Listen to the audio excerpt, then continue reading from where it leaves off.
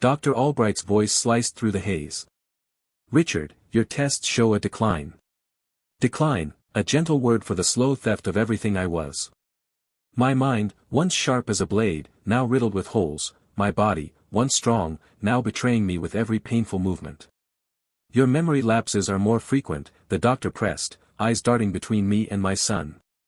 I recommend round-the-clock care. Sophia's hand gripped mine, cold and dry. Of course, Dad. We want what's best for you. Her smile was brittle, her eyes distant. The doctor droned on about in-home nurses, assisted living, safety. But beneath the clinical words, I heard the truth, my children's voices, low and urgent. Best option, definitely, Mike muttered. We can't keep taking time off work. I'm not equipped for this. Agreed, Sophia whispered. It's for the best. We just need to make him think it's his idea. Their words thundered in my ears. This wasn't care. This was exile, masked as concern. Betrayal, cold and sharp, pierced the fog of my confusion. I wasn't declining. I was being quietly discarded. But they'd forgotten, a mind in decline still knows the taste of revenge. Before we continue, please subscribe to the channel and let us know in the comments section where you are listening from. My name is Richard Hayes. I'm 64 years old. The concerned inquiries, the gentle suggestions, the subtle nudges towards the inevitable. I focused on the rhythmic ticking of the clock on the wall, each tick a hammer blow against my dwindling hope. A fly buzzed against the windowpane, desperately seeking escape.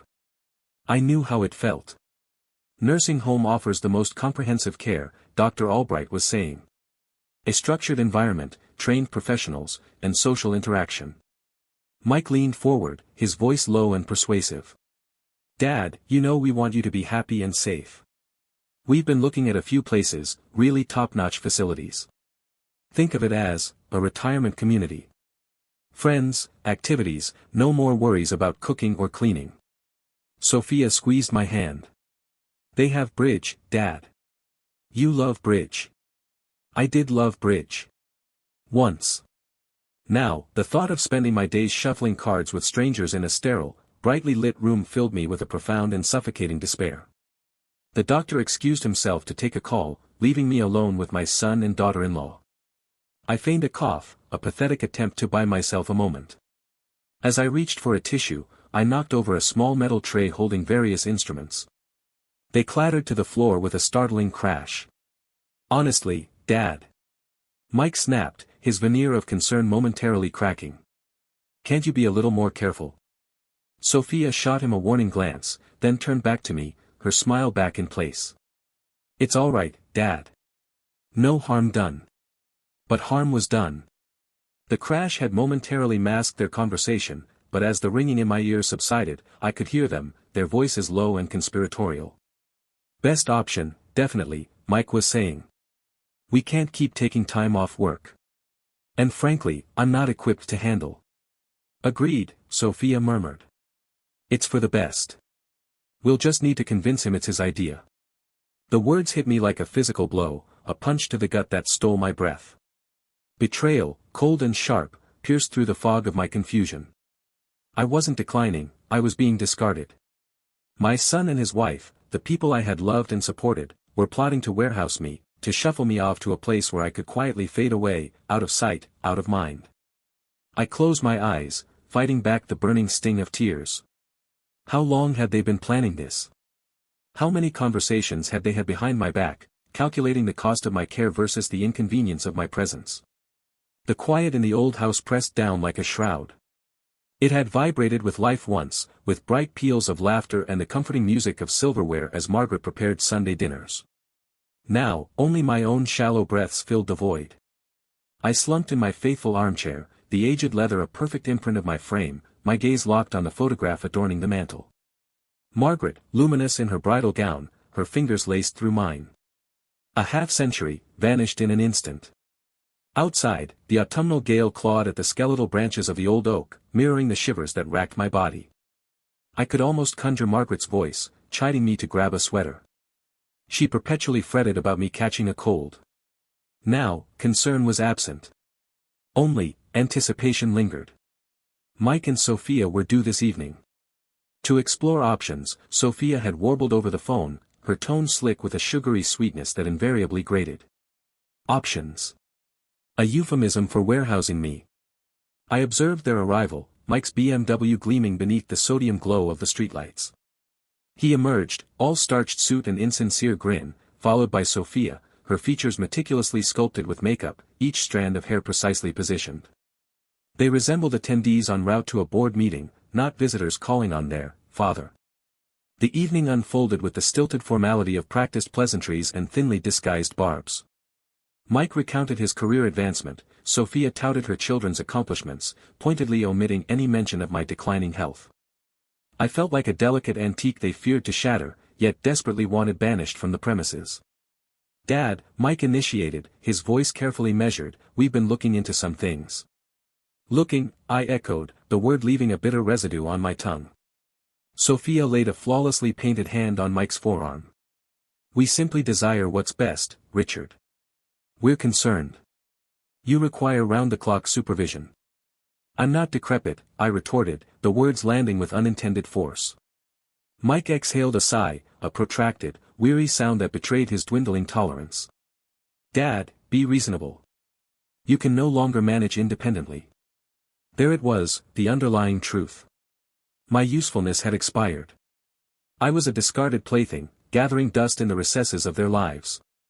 Something to be jettisoned without regret. Later, after their departure, the house felt even more desolate, the silence even more profound. I drifted into the kitchen, the ghost of Margaret's apple pie still hanging sweetly in the air. I retrieved a container of her homemade ice cream from the freezer, the confection she unfailingly crafted for my birthdays. Butter pecan, my cherished indulgence. Consuming it, the frosty sweetness a sharp counterpoint to the anguish in my soul, I reached my conclusion. I refused to be a burden. I refused to be a cast-off toy. I would pen my own epilogue. And it wouldn't occur within some antiseptic, spirit-crushing institution. Simmering anger. The buzzards were already circling, anticipation slick on their beaks. Did they imagine I couldn't hear them, huddled conspiratorially in the kitchen while I rested in the parlor? Rested. A laughably unattainable state with their avaricious murmurs seeping under the door. Just think of the offers, Mike. Prime real estate. Sophia, her voice dripping a saccharine sweetness, like a cordial laced with poison. I imagined her lacquered nails tapping a staccato rhythm on the gleaming countertop, picturing her mentally gutting my home and replacing it with her cold, lifeless design. And that acreage, Mike's voice, a shade lower, more predatory. Developers will salivate. Multifamily dwellings, perhaps. Or those luxury townhomes, the ones fetching, what was it, Soph? 8 figures. 8 figures. They spoke of my sanctuary as if it were buried treasure, a fortune to be plundered the moment I was conveniently warehoused in some sterile institution. Blind to the decades of memories ingrained in these very walls, deaf to the echoes of laughter and love that still resonated in the air. All they envisioned were stacks of cash. My anger, dormant since Margaret's passing, ignited into a raging bonfire. They sought my removal. Coveted my property. Very well. Let them play their game. Let them assume they held the upper hand. I hauled myself from the armchair, the springs emitting a mournful groan. I shuffled to the kitchen threshold, leaning heavily on my cane for support. They jumped, their expressions snapping toward me, masks of concern hastily donned. "Dad." "We were just exploring possibilities," Mike stammered, a sheen of perspiration dotting his brow. "Possibilities?" I echoed, my voice wavering, though not from weakness. "Such as the optimal recliner for the convalescent home." I allowed the phrase to linger, dripping with scorn. Sophia swooped in, her perfectly painted lips stretched into a practiced, insincere smile. "Oh, Daddy, don't talk like that. We only desire what's best. It's a delightful residence, truly. A wealth of activities, and complete security." Security. From what? From them? I summoned a weak smile. "You're right, my dear. You're both right. It's likely for the best. I am becoming absent-minded." I even managed a brittle chuckle, devoid of warmth. Their faces visibly relaxed. The vultures settled, their beaks still glistening, but their talons not quite so menacing. "That's the spirit, Dad," Mike said, patting me a bit too forcefully on the shoulder. "We'll initiate the arrangements without delay. We've already consulted with several facilities." "Splendid," I replied, perhaps a touch too eagerly. "You manage everything. You always have." I turned and limped back to the parlor, the embers of my rage now a raging inferno. They craved obedience. They would be granted it. They sought to orchestrate my life. They would believe they were succeeding. But beneath the deceptive surface, a counter-strategy was forming. A plan fueled by sorrow, by treachery, and by an unquenchable thirst to demonstrate that I was not some senile antique to be cast aside. I was Richard Hayes, and I still possessed a few unforeseen maneuvers. They would soon discover that underestimating an old man could prove to be a remarkably costly miscalculation. My home, my life, my rules. And this battle was far from concluded. The frail old man act. A wan sun, a mere ghost of summer's heat, sliced through the curtain slit. I manufactured a groan, savoring its pathetic resonance, and hauled myself upright with a showman's flair. My vertebrae protested mildly, nothing unbearable, yet Mike and Sophia were imminent. The charade demanded commitment. I shuffled towards the lavatory, each step measured and unsteady. The mirror offered back the visage of an aged derelict, silvered hair askew, eyes watery and vague. Excellent. Let them witness decline, dependence etched on my frame. Descending, I grappled clumsily with the coffee maker, deliberately mashing the controls. A metallic shriek and sputtering erupted, filling the kitchen with a mechanical discord. Just the ticket. Mike materialized first, a paragon of corporate chic in his bespoke suit. "Dad?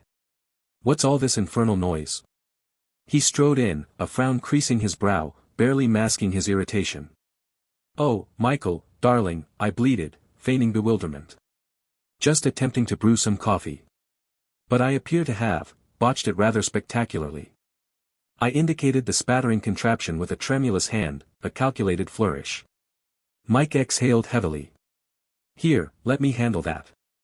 He subdued the machine with brisk efficiency, impatience etched in every movement. "Really, Dad, you shouldn't attempt these things. It's plainly too much." Sophia wafted in then, trailing a perfume that assaulted the senses with its opulence. "Morning, Daddy. Everything all right?" She pecked my cheek, her smile stretched thin. "Merely a tad, discombobulated," I mumbled, averting my eyes. "My memory seems to be deserting me." A meaningful exchange flickered between Sophia and Mike. Victory, thinly veiled. The subsequent hour was a virtuoso performance of cultivated ineptitude. I donated orange juice to the tablecloth, pretended my spectacles had vanished, while perched atop my head, and posed Sophia the same query thrice within minutes. Each minor catastrophe was greeted by my progeny with a cocktail of exasperation and poorly concealed gratification. "Dad, perhaps you should simply rest," Mike offered, his tone dripping with insincere concern. "You appear fatigued." "Yes, dear," I conceded weakly, allowing him to shepherd me towards the armchair. "Perhaps you're correct." Later, while hushed discussions of arrangements filtered from the hallway, I eavesdropped intently. The message resonated clearly, their timetable was accelerating. A facility had been selected. Visitation was restricted. Inheritance loomed tantalizingly near. I closed my eyes, a shard of icy fury lodging in my heart. They underestimated their target. They perceived only a decrepit relic, an encumbrance to be jettisoned. They failed to detect the tensile steel beneath the veneer, the acumen that had sculpted a life, a substantial fortune. That afternoon, I insisted on assistance with trivial errands. I pressed Mike to peruse ancestral photo albums, feigning confusion when confronted with faces and names. While his attention was diverted, I deftly angled the exchange towards my financial affairs, dropping a casual comment concerning a reassessment of my holdings. His eyes sparked, a predatory glint validating my suspicions. With Sophia, I employed an alternate stratagem. I bewailed my solitude, my dread of isolation. I hinted, my voice wavering, that a companion might be welcome. Someone to care for me. Someone youthful, vivacious, and inherently trustworthy. I glimpsed the calculations swirling within her gaze, the machinations as she contemplated how to manipulate this hypothetical companion to her personal gain. As they departed that evening, smiles adorned their visages. They genuinely believed they had prevailed. They truly thought I was shattered, vanquished. Back in my study, I poured a generous dram of scotch. The tremors had vanished from my hands. My thoughts crystallized, razor sharp. "Oh, children," I breathed, raising my glass in a silent salutation. "You possess no conception of what awaits." The guise of frailty was functioning flawlessly. Now, it was time to introduce the next act of this elaborate performance. Sanctuary for sale. The lingering aroma of lavender polish still hinted at Martha's presence. Sunlight poured through the leaded windows, scattering kaleidoscopic shards across the aged Persian rug. My house, my refuge, vibrated with the echoes of bygone days, each creak and groan a hushed confidence. And they, my own kin, wish to wrest it from me. "Dad, truthfully, we believe this is for the best," Sophia purred, her tone thick with manufactured solicitude. "Caring for it is simply too much." Mike concurred with a nod, his eyes traversing the space, no doubt calculating its dimensions and market value. "The market's sizzling, Dad. We could command a truly impressive price." I affected a palsied tremor as I reached for my water. "I'm not sure, your mother," my voice faltered, a pitiful act I hoped would play. Sophia's meticulously sculpted hand covered mine. "Mom would only want your contentment and ease, Dad. She wouldn't wish you burdened." "Burdened?" I was far from burdened, I was plotting. Mike leaned in, his voice laced with honeyed persuasion. "Consider it, Dad. Freedom from property taxes, an end to dripping taps, a release from all anxieties." He flicked a glance at Sophia, a silent accord passing between them. "Nothing but relaxation and tranquility. And naturally, we'd secure a charming residence for you, with every need met." A charming residence. A gilded cage, crafted from their best intentions. I shuddered, an intentionally exaggerated reaction. I don't know. Selling the house, it feels like surrender." "It's not surrender, Dad," Sophia soothed, a hint of impatience breaching her carefully constructed facade. "It's right-sizing. Simplifying your existence."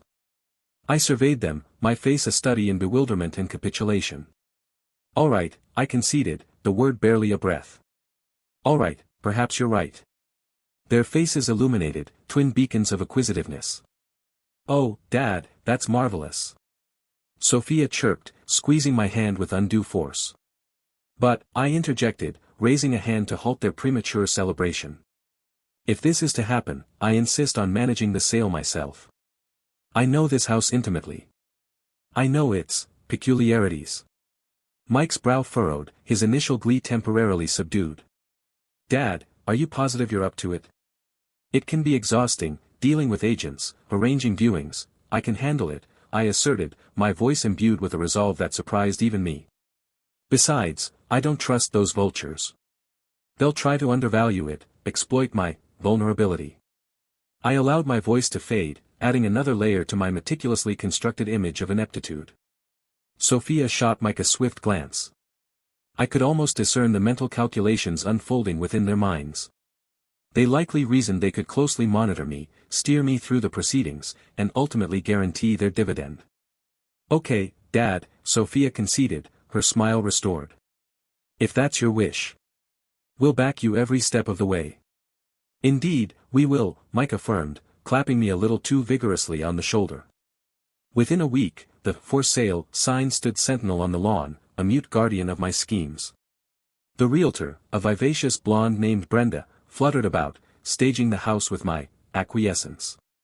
I permitted her to rearrange the furniture, reposition the artwork, even suggest a repulsive shade of beige for the living room walls. All part of the ruse. The viewings commenced almost immediately. Young couples with idealistic aspirations, families overflowing from their minivans, and even a few seasoned property speculators, all processed through the house, their voices echoing through the familiar chambers. I observed them, absorbed their remarks, assessing their interest. One couple, captivated by the stained glass windows and the mature garden, submitted an offer within days.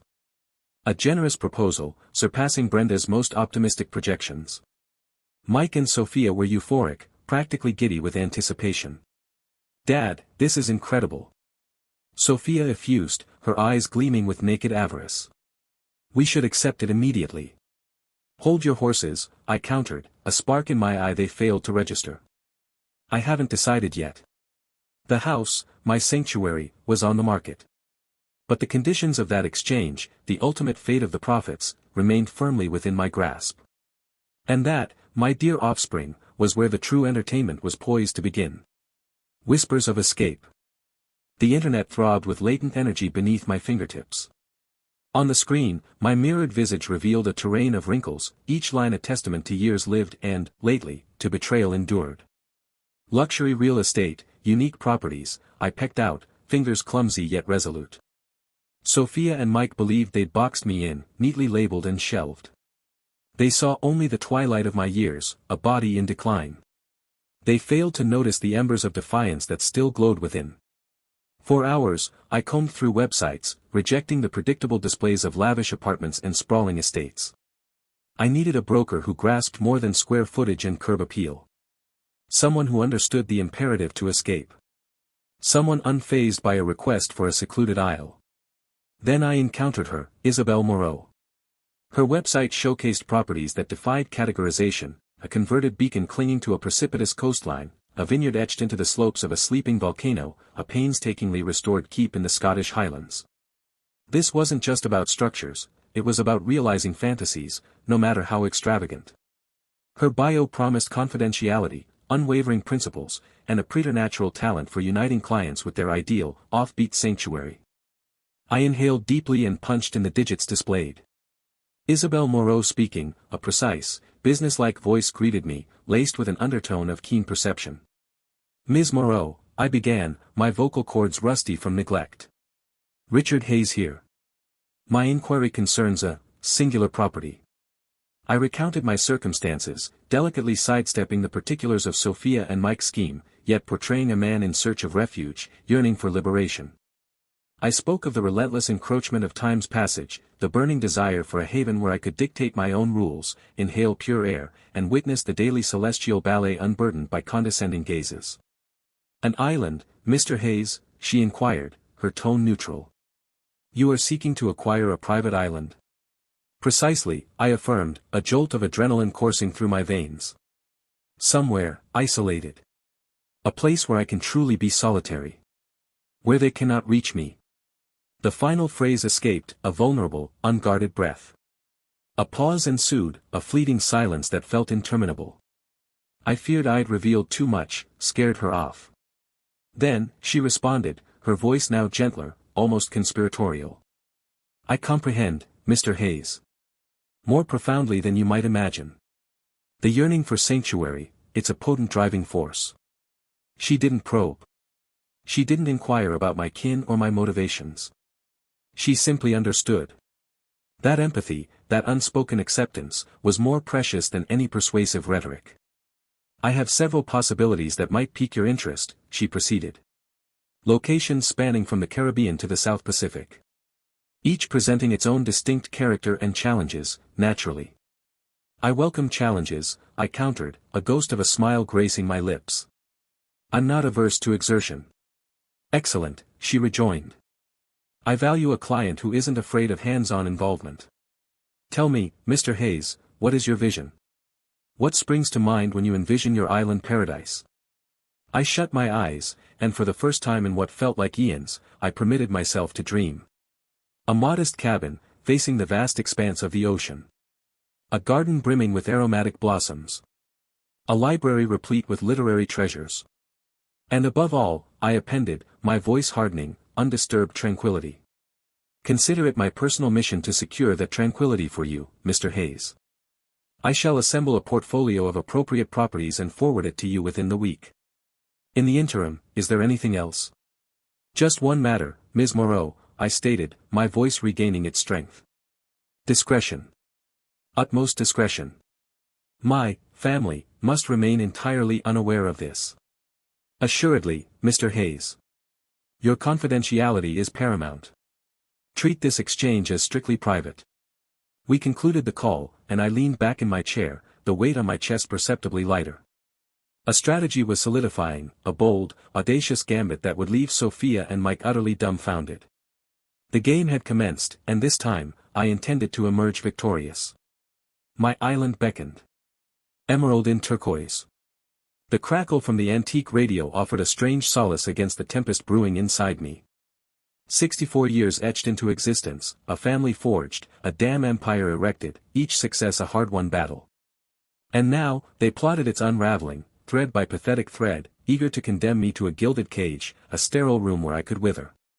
The phrase itself, nursing home, left a bitter film on my tongue. They saw decline. Weakness, perhaps, betrayed by trembling hands. Or maybe a lapse of memory stoked their avarice. But beneath the surface, a conflagration roared. A searing, incandescent rage. Richard Hayes, my name. And they'd chosen the wrong adversary in their twilight years. The subsequent days became a frenzied, almost manic pursuit. Sleep, a forgotten luxury, sacrificed at the altar of research. I ravenously consumed articles, devoured blogs, scrutinized every pixel of grainy photographs depicting secluded isles. Fiji beckoned, the Bahamas whispered, the Scottish Hebrides promised refuge, each a defiant gesture to those circling like carrion birds. I envisioned myself liberated, the ocean's kiss salty on my face, the sun a balm on my aging frame, unshackled and unbound. Especially from Mike and Sophia's suffocating grasp.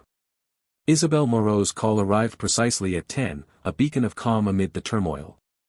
Her voice, polished and efficient, soothed my raw nerves. Mr. Hayes, the preliminary portfolio, as promised. Would you prefer it emailed, or shall I have a hard copy delivered? Email, Isabel. Instantly, if you please. Within moments, a cascade of images bloomed across my screen. Verdant Edens, palms swaying in rhythmic grace above sapphire waters. Stark, rugged landmasses pounded by relentless surf. Each possessed its unique allure, each hinting at the solace of sanctuary. I navigated the digital landscape, a mounting excitement fluttering within. Then I saw it, Emerald Cay. Not the grandest, nor the most opulent. Yet, something resonated deeply. A singular, emerald hill rose majestically from the cerulean expanse, edged by a flawless ribbon of white sand. A quiet cove offered sheltered embrace. It seemed, pristine. Tranquil. A haven where a man could finally draw a breath. The accompanying details spoke of understated refinement. A modest, yet tastefully appointed villa, sustained by solar power and a desalination system. A small dock suitable for a respectable yacht. And paramount, undisturbed seclusion.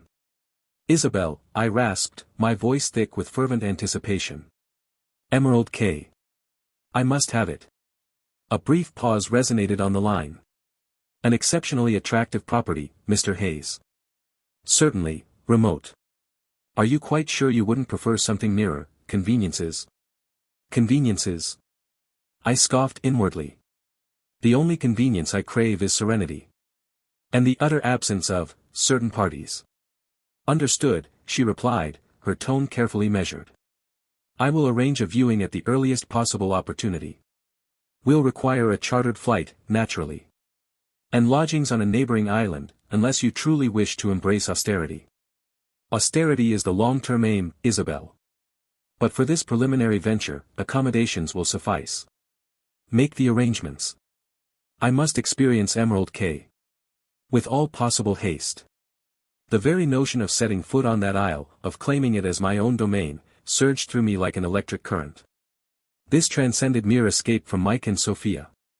This was a reclamation of my life force. A decisive declaration, to myself, and to them, that Richard Hayes remained a force to be reckoned with. Indeed, the game was just beginning. Emerald Cay embodied more than just landmass, it was a symbol made manifest. A symbol of unyielding defiance. A symbol of revitalized purpose. And soon, it would be irrevocably mine. Double the greed.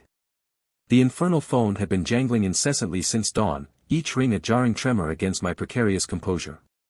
Mostly real estate agents, circling like vultures, eager for a share of my soon-to-be liquidated property. But then came a call that chilled me to the marrow. Mr. Hayes, Brenda from Prestige Properties here. We've received multiple offers on your house, all substantially exceeding the listed price. Exceeding the listed price? My grip tightened on the receiver, fingers aching. Mike and Sophia had practically licked their chops at the initial valuation, boasting of a quick sale. Now, this. By how much? I managed, my voice a strained whisper. The top bid, Mr. Hayes, is remarkable. It's almost 30% higher than our projections. 30%. The figure spun in my mind, a heady, intoxicating prospect. Enough to buy Emerald K outright, with money to spare. Enough to tell Mike and Sophia to take a flying leap, twice over. I strove for nonchalance. That's noteworthy. I'll need to confer with my children. Naturally, Mr. Hayes. Though I wouldn't delay. Market conditions, you understand. The unspoken advice hung in the air, seize the moment. And seize it, I would. Later, Mike and Sophia arrived, oozing counterfeit sympathy. Sophia fussed with my tea, drowning it in sugar as always, while Mike paced, his phone practically grafted to his ear. So, Mike began, finally stowing his phone, a greedy glint in his eyes. Brenda called. Apparently, there are offers. Indeed, I replied, sipping the cloying tea. Rather generous ones, it seems. Sophia's painted smile widened, revealing too much gum. Generous is excellent, Dad. Utterly splendid. It guarantees your security. Makes things simpler for everyone. Simpler for them to bleed me dry. I fought down the nausea. Precisely. 30% above asking, Brenda indicated. Mike froze mid-stride, his jaw going slack. Sophia sputtered, nearly choking on her beverage. 30%. Are you certain? I allowed a faint, almost invisible smile to grace my lips. Quite. Apparently, my humble dwelling is more coveted than we initially believed. The atmosphere thrummed with their barely leashed elation. I could practically smell the scent of future riches in their nostrils. They hadn't anticipated this windfall. It wasn't part of their machinations. And that, my darlings, was where I held the upper hand. Well, Mike said, recovering his composure with practiced ease, his voice smooth as velvet. That's spectacular news, Dad. Truly. It means even greater financial stability in the facility. The facility? I echoed, arching an eyebrow. Yes, well, I'm still weighing my alternatives. 30%, that's a substantial sum. It unlocks possibilities previously beyond my reach. Sophia's veneer of concern cracked, revealing a colder, more calculating glint. Possibilities? What do you mean, Dad? We've already decided, the ideal place for you is, the ideal place for me is wherever I choose it to be, Sophia, I interjected, my voice firm. And with this unexpected bounty, my options have expanded significantly. Their rapacity hung thick in the air, a suffocating shroud. They craved the sale, the funds under their dominion. But they hadn't factored in the market's vagaries, the sudden, unforeseen surge in interest. They underestimated the power this newfound capital afforded me. A chilling clarity washed over me, this was my opening. Their own rapacious desire for my fortune was the very instrument I would wield to secure my liberation. Emerald K was no longer a pipe dream, it was a distinct possibility, gleaming just over the horizon. And thanks to my children's avarice, it was within grasping distance. A letter of defiance. Each word from my pen dripped like poison, a calculated act of defiance. For too long, I'd choked down their demeaning words, their barely concealed impatience, their utter disregard. But now, with the ink dry on the sale papers, the scales had tipped. I was calling the shots. Drawing in a lungful of salty air, the ocean's tang a meager bomb, my hand, still unsteady, moved across the page. Michael and Sophia, I began, the syllables forming with a bitter satisfaction. By the time you find this, I'll be beyond your reach. Escaped from your manipulative clutches, away from the stifling atmosphere of your concern. I paused, scrutinizing the words. Too lenient. Definitely. I've observed, with mounting revulsion, how your greed has consumed you.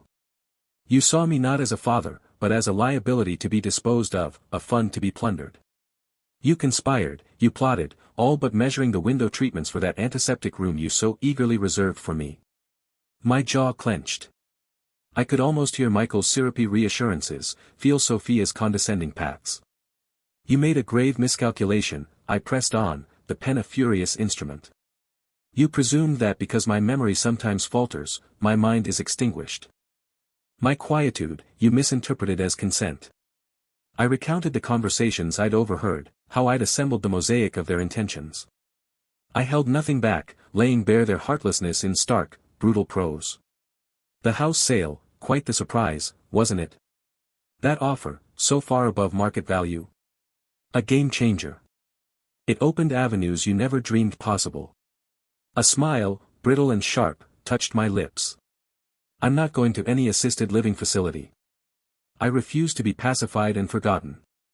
I am reclaiming my autonomy, my very essence. Now, the passage that offered the keenest delight.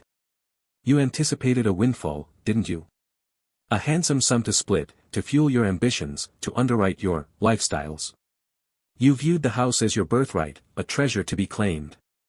You are correct. It is your inheritance. But it is my prerogative to determine the manner and timing of its distribution. I paused, underlining the sentence for clarity. Therefore, I've arranged for each of you to receive $250,000. A substantial sum, I dare say, for children so eager to usher their father into oblivion. Consider it a farewell bonus. A final token. I pictured their expressions upon reading this. The incredulity, the fury, the impotent frustration. A most satisfying prospect. As for the remainder of the funds, they're earmarked for the purchase of a small island. Emerald Cay, it's called. A sanctuary where I can live out my days in serenity, embraced by natural beauty, beyond the rapacious reach of my offspring. I described the island, the pristine beaches, the cerulean waters, the vibrant foliage. I crafted a vision of paradise, a paradise forever denied to them. My days will be spent fishing, reading, and basking in sunsets. I will engage individuals who will care for me with dignity and respect, not with the thinly veiled disdain I've grown accustomed to from you. My hand ached, but I persisted. This is not a debate. It's not a plea for forgiveness. This is an affirmation of independence. I am severing ties. I am reclaiming my life. I am forging my own destiny. I signed the letter with a final, dramatic flourish. Richard Hayes. Your father. Or, perhaps more accurately, your former father. I folded the letter, slipped it into an envelope, and addressed it to Michael and Sophia, in care of the old homestead. Let them discover it among the packing crates and the echoes of their dashed expectations. I laid the letter on the table, beside my passport and my one-way ticket to liberation. The burden on my soul had eased. The poison had been expelled. I was ready. Emerald Cay beckoned. Bound for paradise. The weight of the envelope felt surprisingly light in my hand, considering the years of resentment and dashed expectations it contained. I smoothed out the crisp linen, the expensive stationery a final, sardonic flourish.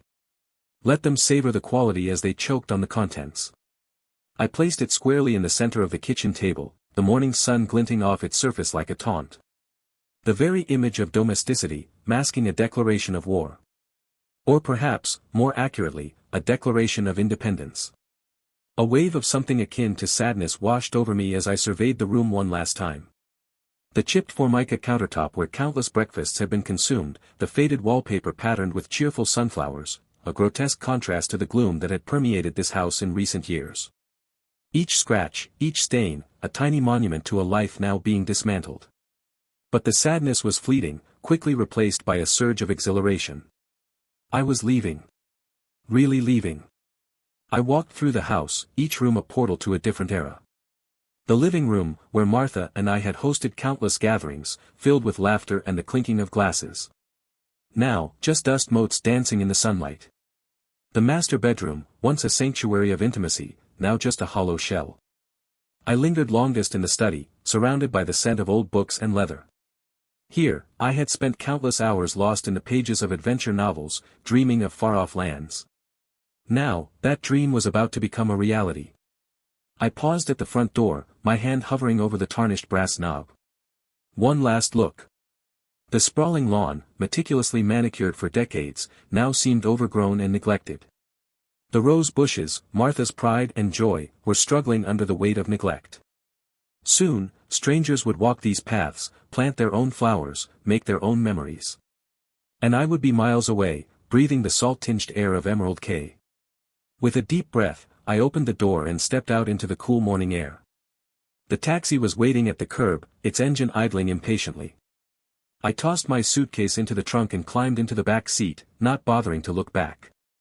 The drive to the airport was a blur.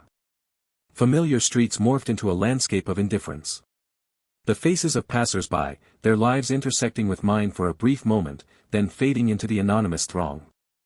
I felt a strange sense of detachment, as if I were already an inhabitant of another world. At the private terminal, everything was seamless, efficient. No crowded security lines, no harried gate agents. Just a calm, quiet competence.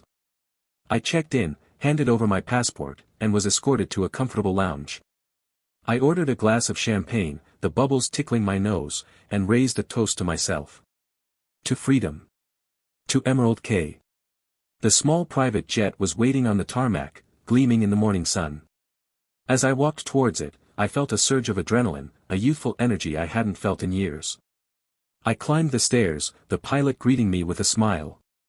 "Ready for paradise, Mr. Hayes?" he asked. "More than ready," I replied, returning his smile. As the plane taxied down the runway and lifted into the air, I looked out the window at the shrinking landscape below. The city, with all its noise and chaos, all its betrayals and disappointments, receded into the distance. I closed my eyes, feeling the rumble of the engines, the gentle sway of the aircraft. A sense of profound peace settled over me. Emerald Cay awaited. My new life awaited. And for the first time in a long time, I felt truly, utterly free. Island life. Emerald Cay materialized, a vibrant canvas splashed across my senses. The air, heavy with unseen blossoms and the tang of the ocean, filled my lungs, a welcome purge of the city's stale, processed atmosphere. That chapter, thankfully, was closed. The sun, a zealous artist, bronzed the alabaster beach until it resembled a field of glittering jewels, while the crystalline water, impossibly clear, whispered temptations. My modest villa, nestled into the hillside overlooking the bay, possessed an understated charm. Whitewashed walls, a generous porch, and a palm-frond roof that gossiped secrets to the constant breeze, it was perfect, unequivocally and gloriously mine. The initial days dissolved in a haze of exploration. I traversed the shoreline, each footfall absorbed by the yielding sand. I stumbled upon secluded inlets, teeming with kaleidoscopic fish flitting through coral gardens. I scaled the craggy bluffs, the wind playfully buffeting my thinning hair, and surveyed the boundless ocean. A universe removed from the manicured constraints and stifling expectations of my former existence. I needed to master sailing.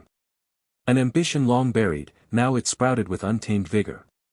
Tucked away in a neglected boathouse, I discovered a small, battle-scarred sailboat and a local, Kai Kanoa, who claimed he could teach a stone to navigate.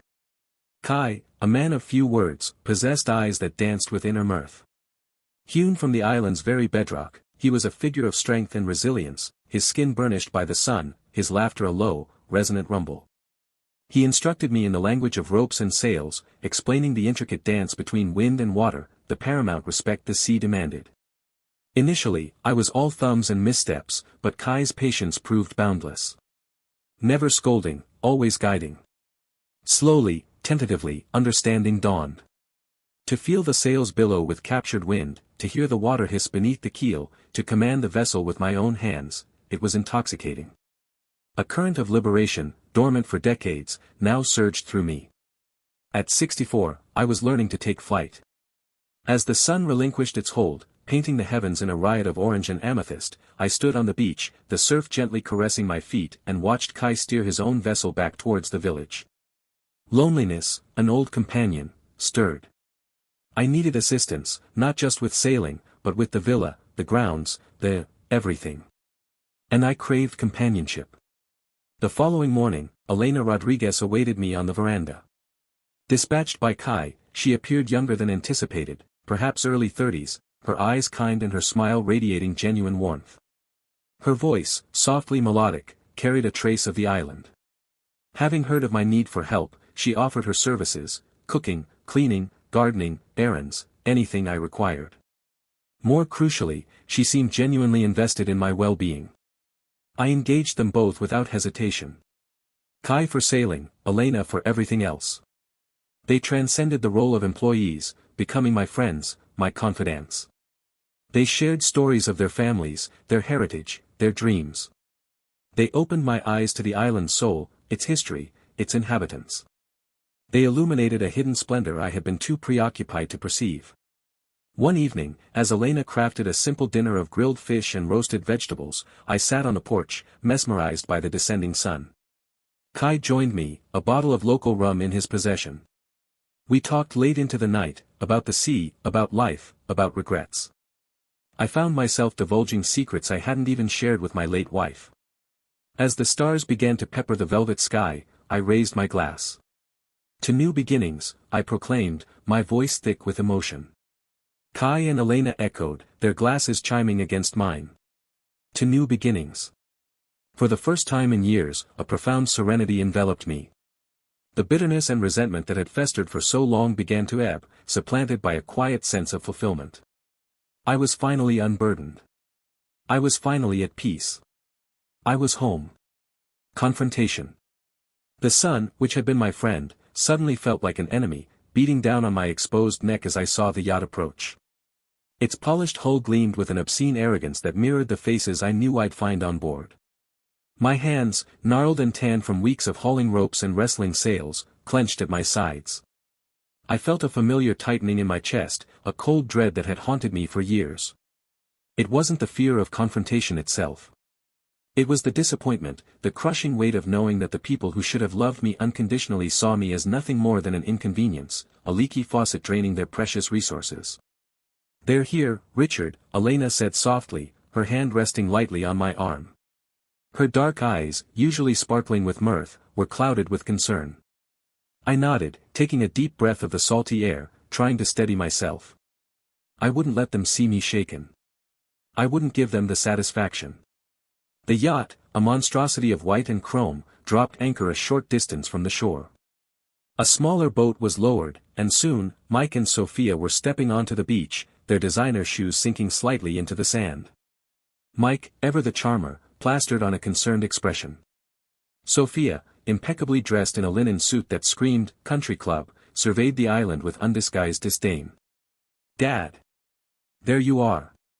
Mike called out, his voice echoing across the turquoise water. "We were so worried. Worried about their inheritance, more like." "Richard," Sophia said, her tone sharper than Mike's. "What is the meaning of this? Running off like this? And selling the house without consulting us?" I let them approach, letting the silence hang heavy in the air.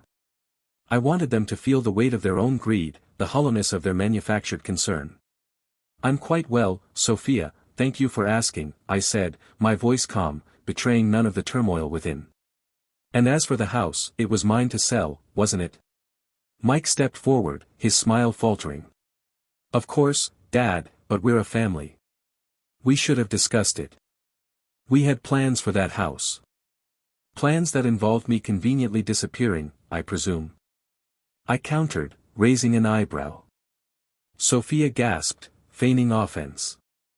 "How can you say such a thing?" I simply stared at them, my silence a more potent weapon than any accusation. Finally, I gestured towards a small table I had set up under the shade of a palm tree. On it sat a thick folder, meticulously organized. "Everything you need to know is in there," I said. "A complete accounting of the sale of the house." Mike grabbed the folder, flipping through the pages with a growing frown. Sophia peered over his shoulder, her face tightening with each passing moment. "What is this?" Mike demanded, his voice rising. "These expenses, these donations. The house sold for significantly more than you anticipated, didn't it?" I said, a hint of satisfaction creeping into my voice. "Enough to cover the purchase of this island, the salaries of my staff, as you might call them, and a rather substantial donation to several charities. Charities, I might add, that actually help people, unlike your investments." Sophia snatched the folder from Mike, her eyes scanning the documents with a desperate urgency. You can't be serious," she stammered. There's nothing left." "Precisely," I said, leaning back in my chair, finally allowing myself a small smile. "Consider it a life lesson. Greed, my dear children, rarely pays." Mike's face was contorted with rage. "You did this on purpose, didn't you? You spiteful old man." "Spiteful?" I chuckled. "Perhaps. But I prefer to think of it as, reclaiming my life. Something you both seemed so eager to steal from me." Sophia's carefully constructed facade crumbled. "You can't just leave us with nothing. We deserve that money." "Deserve?" I repeated, my voice hardening. "You deserve nothing. You deserve to live with the knowledge that your avarice cost you everything. Now, if you'll excuse me, I have a sunset to enjoy." I turned away, leaving them standing there, sputtering with indignation, their yacht a distant, mocking reminder of the life I had left behind. The island was quiet, save for the gentle lapping of the waves and the distant cry of a seabird. I was finally free. Sunset of revenge.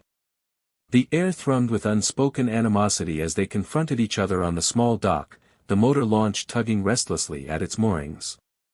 Mike's usually placid features were contorted with barely contained ire.